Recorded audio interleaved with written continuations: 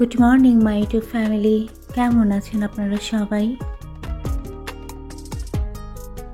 সকলকে জানাই অনেক অনেক ভালোবাসার শুভকামনা। আজকের ব্লগটা শুরু করেছি আমি সকালে নাস্তা খাওয়ার পর। তো আমার মেয়ে অনেকদিন পর আজকে ইউনিভার্সিটিতে যাচ্ছে, তো নিচে নেমে গিয়েছিল, বাট চাবি নিতে ও ভুলে গিয়েছে। আজকে সিঁড়ির এই জায়গাটা আমি ডিপ ক্লিন করব, কারণ এত ধুলা পড়েছে এই জায়গায়। আর্টিফিশিয়াল প্লান্টস যে আছে একদম সাদা হয়ে গিয়েছে পাতাগুলো। তো বেশ কিছুদিন ধরেই আমি ভাবতেছি এটা পরিষ্কার করব কিন্তু সময় হয়ে ওঠে না। যেহেতু তুর্য আজকে বাসায় আছে, তো তুর্যকে দিয়ে করাবো। তো আমি তুর্যকে বললাম আর আমি এখন একটু রেস্ট নিব। দেন তুর্য বলল ঠিক আছে তুমি রেস্ট নাও পরে। আজকে আমি প্রায় 1 ঘন্টার বেশি সময় রেস্ট নিয়েছি। মোবাইল দেখতে দেখতে, আসলে ভিডিও দেখতে দেখতে কখন যে ঘুমিয়ে গিয়েছিলাম। যাই হোক, রান্নাঘরে এসেই আগে আমি ভাত তুলে দিলাম, কারণ আজকে রান্না বান্না নাই। কালকে যেহেতু বেশি করে রান্না করে নিয়েছিলাম, ওটাই আজকে হয়ে যাবে। যদিও 12টা এখনও বাজেনি, তারপরও আমি ফ্রুটস এখন কেটে নেব, কারণ কাজ করতে শুরু করলে তখন আর ফ্রুটস খাওয়া হবে না। তো ফ্রুটসগুলো ধুয়ে নিলাম, যেগুলো ফ্রুটস ছিল সব নিয়েছি, কামরাঙ্গা, আনার আর গাছের কমলা। তো তুর্যকেও আমি ডাকলাম যে আসো একসঙ্গে ফ্রুটস খাবো। আর তুর্য এখন গরম পানি করে নিয়ে আসে দিল। ইদানিং যেহেতু ঠান্ডা পড়েছে, গরম পানি না হলে আমি আসলে ঠিকভাবে পানিটা খেতেই পারি না।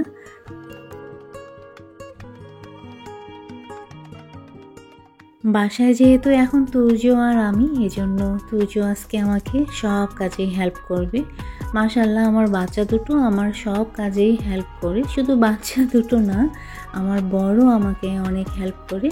তো কামরাঙ্গা ছলা দিয়ে মেখে নেওয়া হয়েছিল, আর এদিকে আনার এখন কেটে নিচ্ছি।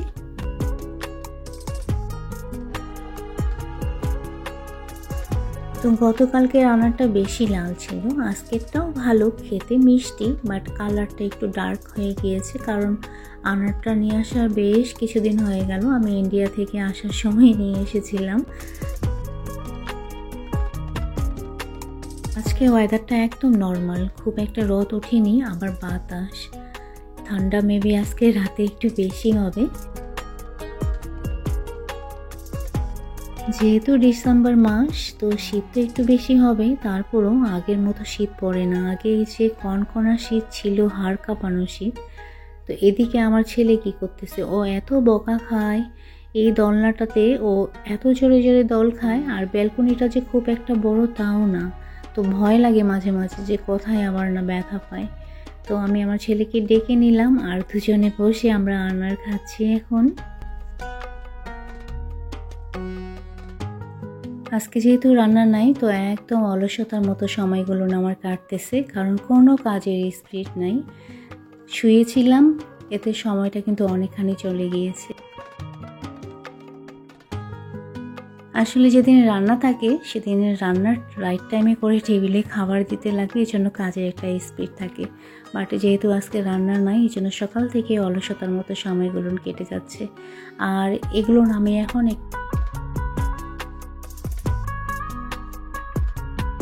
রাখা হয়েছে, বাট আমি যে ঠিক মতো গুছিয়ে ঢুকিয়ে রাখবো সেই সময়টাই হয়ে উঠতেছিল না।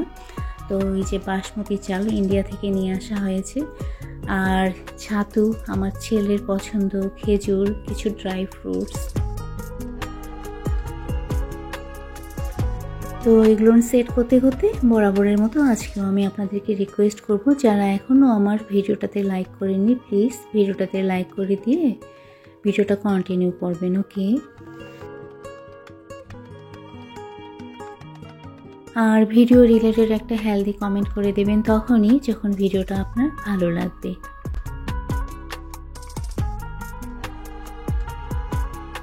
আর যারা আজকে ফার্স্ট টাইম আমার চ্যানেলটা ভিজিট করেছেন, প্লিজ যদি ভিডিওটা আপনাদের ভালো লেগে থাকে লাইক আর কমেন্ট তো করবেন। আর এ ধরনের ডেইলি লাইফস্টাইল ব্লগ যদি আপনাদের দেখতে ভালো লাগে, তাহলে আমার চ্যানেলটা সাবস্ক্রাইব করে দিয়ে আমার পাশে থাকতে পারেন, ওকে? তো খেজুর রাখা জারটা দেখতেছি একদম ফাঁকা হয়ে আছে, তো এটা একটু ক্লিন করে নিয়ে আমি এর মধ্যে এখন খেজুর রেখে দেব। খেজুর আমার খুব পছন্দ, বাসায় বাচ্চারা হয়তো বা যখন আমি ডেকে দিই তখন খাই, কিন্তু খেজুরটা আমি ডেইলি খাওয়ার চেষ্টা করি কারণ খেজুর আমার খুব ভালো লাগে। তো খেজুর ঢুকাতে ঢুকাতে কিন্তু অলরেডি 2-1টা আমি খেয়েছি। তো আমার ছেলেকে আমি খেতে বললাম, কিন্তু বললো যে না খাবো না। কিন্তু মাঝে মাঝে দেখি আমি যখন ও নিজে থেকে খায় তো একবারই 2-3টা করে খায়। আসলে বাচ্চারা এরকমই, যখন যেটার উপরে ঝোঁক ওঠে। তো আমি একটা টিস্যু দিয়ে এখন এর ঢাকনাটা দিয়ে দিব। এভাবে যদি টিস্যু দিয়ে ঢাকনাটা দিয়ে দেওয়া হয় তাহলে জারের মধ্যে পিঁপড়া ঢুকে না। বেশ কিছুদিন আগে আমার অনেকগুলো ড্রাই ফ্রুটস নষ্ট হয়ে গিয়েছিল, তো নষ্ট আমি করিনি, টাকা দিয়ে জিনিস কিনে নষ্ট করব, তাও আবার এত ভালো জিনিস। আমি ওগুলো রোদে শুকিয়ে তারপরে ভেজে লাড্ডু বানিয়েছিলাম, ড্রাই ফ্রুটস লাড্ডু, একদম হেলদি। ওটার ভিডিও আমি অলরেডি শেয়ার করেছি, আপনারা চাইলে দেখে নিতে পারেন, হয়তো বা কেউ কেউ দেখেছে। তো এদিকে আমি আমার ছেলেকে বললাম যে তুমি একটু ফার্নিচারগুলো মুছে দাও। জিনিসটা খেয়াল করেছেন, এটার বয়স কিন্তু অনেক, এটা আমার মায়ের বিয়ের গিফটের। তো বাসায় গিয়ে দেখতেছি এটা পরে আছে, তো মাকে বলে আমি নিয়ে আসলাম, স্মৃতি হিসেবে রেখে দিব। এটাও আমার মায়ের বিয়ের গিফটের। তো ছোট ছোট জিনিস অনেক কিউট, আর সেগুলো আমি স্মৃতি হিসেবে সুন্দর করে সাজিয়ে রেখেছি। আর আমার ছেলে তো ফার্নিচারগুলো মুছে দিচ্ছে আর আমি ঘরগুলো ঝেড়ে নিচ্ছি। তো ফাইনালি তুর্য এখন এগুলো ছাদে নিয়ে যাচ্ছে। ওকে আমি বললাম যে ওয়াশরুমে তুমি এগুলো ধুয়ে নাও, তো ও বলতেছে না আমি ছাদে ধুবো, যেহেতু আজকে রোদ সেরকম নাই। তো ছাদে নিয়ে এসে ধোয়া শুরু করেছে। আমার আসতে একটু লেট হয়েছিল, তো এসে দেখতেছি এত বেশি পানি দিয়েও ধুয়েছে। তো ধোয়া তো সেইভাবে আসলে ক্লিন করতে পারেনি, ও ছোট যেহেতু বুঝতে পারিনি, কিন্তু পুরো ছাদ একদম ভিজে দিয়েছে। তো আমি এখন একটু ভালো করে এগুলো ধুয়ে নিচ্ছি। বেশ কয়েকজন আপু আমাকে জিজ্ঞেস করে যে আপু তুমি যে এই শরীর নিয়ে এত বেশি কাজ করো, তোমার কষ্ট হয় না? খারাপ তো লাগে, বাট কাজ করতেও আমার ভালো লাগে, কারণ একটা সময় আমি এত বেশি কাজ করেছি, হয়তো আপনারা কল্পনাই করতে পারবেন না। বাস একটু হিংস দিতে পারি। খড়ির চুলায় রান্না করতাম, আর খড়ির চুলায় রান্না করলে বাসন কীরকম কালি হতো, আর ওই বাসন ছাই দিয়ে খড় দিয়ে মাজা ঘষা করে আমার হাত একদম ফেটে যেত শীতকালে, আর হাত ফেটে গিয়ে হাত দিয়ে রক্ত বের হতো।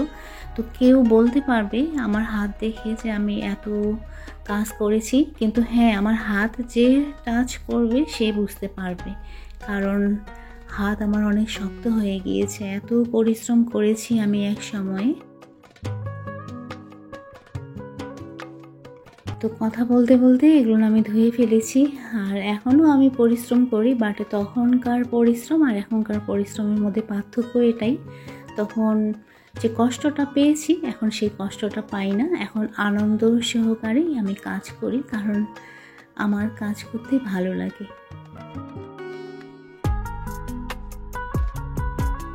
যাই হোক, অনেক কথা বলে ফেললাম, জানি না বলা ঠিক হয়েছে কিনা। তো অনেক কমেন্ট পড়ে ভালো লাগে, আবার অনেক কমেন্ট পড়ে না পুরনো স্মৃতিগুলো মনে পড়ে, যেগুলো আমি স্মরণ করতে চাই না। তো এদিকে আমি কাজ করতে করতে তুর্য এগুলো ক্যাপচার করেছে। তো অলরেডি নিচে এসেছি, আমি এসে কি করেছি, একদম 3 তলার ছাদ থেকে নিচ পর্যন্ত পুরো সিঁড়ি ছাদ দেওয়ার পরে এগুলো সেট করে দিলাম। তো ভিডিওর এই পর্যায়ে এসে আরেকবার রিকোয়েস্ট করব, যারা এখনও ভিডিওটাতে লাইক করেনি প্লিজ ভিডিওটাতে লাইক করে দিন, আর একটা হেলদি কমেন্ট করে দিবেন যদি ভিডিওটা আপনাদের ভালো লাগে, ভিডিও রিলেটেড হেলদি কমেন্ট, ওকে। আর এদিকে আমি তাড়াতাড়ি করে বাবার খাবারটা একটু রেডি করে নিচ্ছি। ওভেনে দিয়েছিলাম তো বাটিটা গরম হয়েছে, যার কারণে আমি তাড়াতাড়ি করে রেখে দিলাম।